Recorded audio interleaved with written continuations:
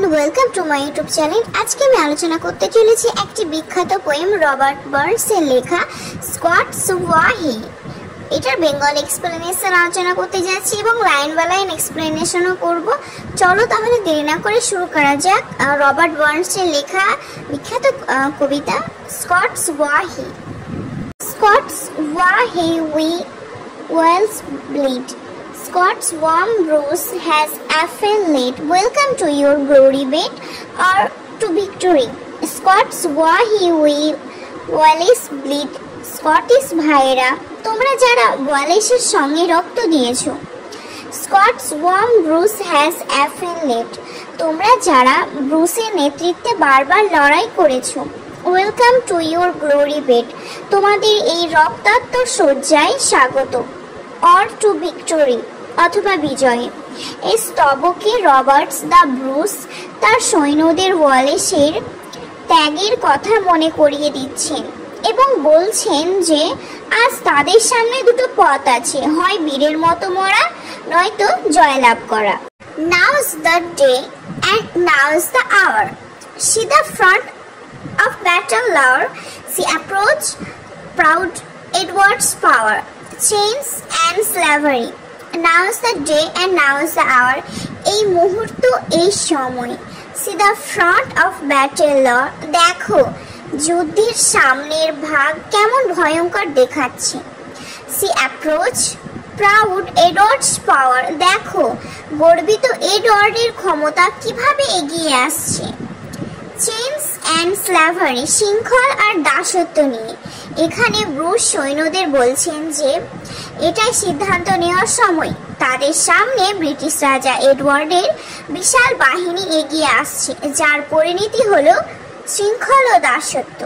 ওয়া what be a traitor knave, wha what fill a coward's grave, wha sae base as be a slave, let him turn and flea.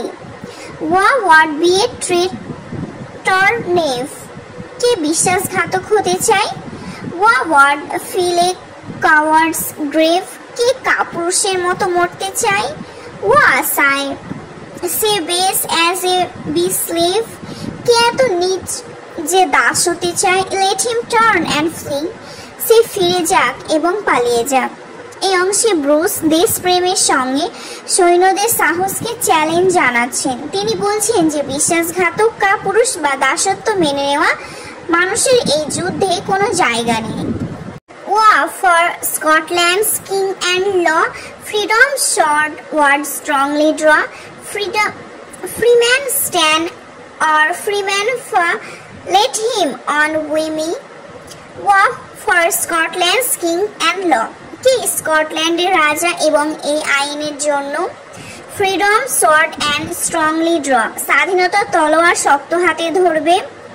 Freeman stand or freeman ফা, সে স্বাধীনভাবে বাঁচবে অথবা স্বাধীনভাবে মরবে। Late him on উইমি, সে আমার সাথে চলো। এখানে ব্রুস তার মূল আহ্বানটি জানাচ্ছেন। তিনি বলছেন যারা স্কটল্যান্ডের স্বাধীনতার জন্য লড়তে চায় তারা যেন তার সাথে যোগ দেয়। তাদের পরিণতি যাই হোক না কেন তারা স্বাধীন মানুষ হিসেবে বিবেচিত হবে। By oppressions, woes and pains, by your sons in servile chains, we will drain our dearest veins, but they shall be free. By oppressions, woes and pains, নিপীড়নের দুঃখ ও যন্ত্রণার শপথ করে। By your sons in servile chains, দাসত্বের শৃঙ্খলে বাঁধা তোমাদের সন্তানদের শপথ করে। We will drain our dearest veins, আমরা আমাদের প্রিয় রক্তপাত করব। But they shall be free, কিন্তু তারা স্বাধীন হবে। এই স্তবকে ব্রুস তার প্রতিজ্ঞা প্রকাশ করছেন। তিনি বলছেন যে তারা তাদের শেষ রক্তবিন্দু দিয়েও লড়বে যাতে তাদের ভবিষ্যৎ প্রজন্ম স্বাধীন জীবন পায়।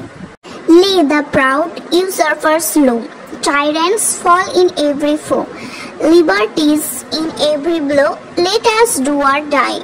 Lay the proud usurpers low, গর্বিত দখলদারদের নিচে নামাও। Tyrant fall in every foe, প্রত্যেক শত্রুদের মধ্যে অত্যাচারীদের পতন হোক। Liberties in every blow, প্রতিটি আঘাতে আছে স্বাধীনতা। Let us do or die. আমরা কিছু করব নয়তো মরব। শেষ স্তবকে ব্রুস চূড়ান্ত যুদ্ধ ঘোষণা করছেন। তিনি বলছেন যে প্রতিটি আঘাত স্বাধীনতার প্রতীক এবং তাদের সামনে এখন দুটি পথ, হয় দেশ রক্ষা নয়তো দেশের জন্য প্রাণ দেওয়া।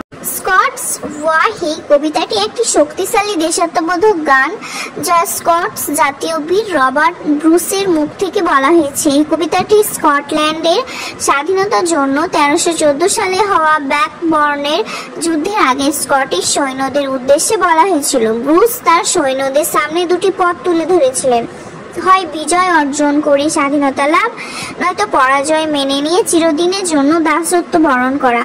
তিনি সৈন্যদের মনে করিয়ে দেন যে তারা তাদের পূর্বপুরুষ যেমন স্যার উইলিয়াম ওয়ালেসের মতো বীরদের রক্ত বহন করছে, যারা স্বাধীনতার জন্য জীবন উৎসর্গ করেছিলেন। এই যুদ্ধ কেবল তাদের নিজেদের জন্য নয়, বরং তাদের ভবিষ্যৎ প্রজন্মের জন্য একটি স্বাধীন স্কটল্যান্ড নিশ্চিত করার লড়াই। ব্রুস তাদের সামনে শত্রুপক্ষের অত্যাচার ও শৃঙ্খলের ভয়াবহ চিত্র তুলে ধরেন, যাতে সৈন্যরা সর্বোচ্চ ত্যাগ স্বীকার করতে প্রস্তুত হয়। এই কবিতার মূল বার্তা হলো, স্বাধীনতা হলো এমন একটি মূল্যবান সম্পদ যার জন্য যে কোনো মূল্য দিতে প্রস্তুত থাকা উচিত। এটি কেবল একটি ঐতিহাসিক যুদ্ধকে স্মরণ করিয়ে দেয় না, বরং এটি যে কোনো জাতির স্বাধীনতার লড়াইয়ের অনুপ্রেরণা যোগায়। রবার্ট বার্নসের এই কবিতাটি স্কটিশ সংস্কৃতি ও পরিচয়ের একটি অবিচ্ছেদ্য অংশ হয়ে আছে।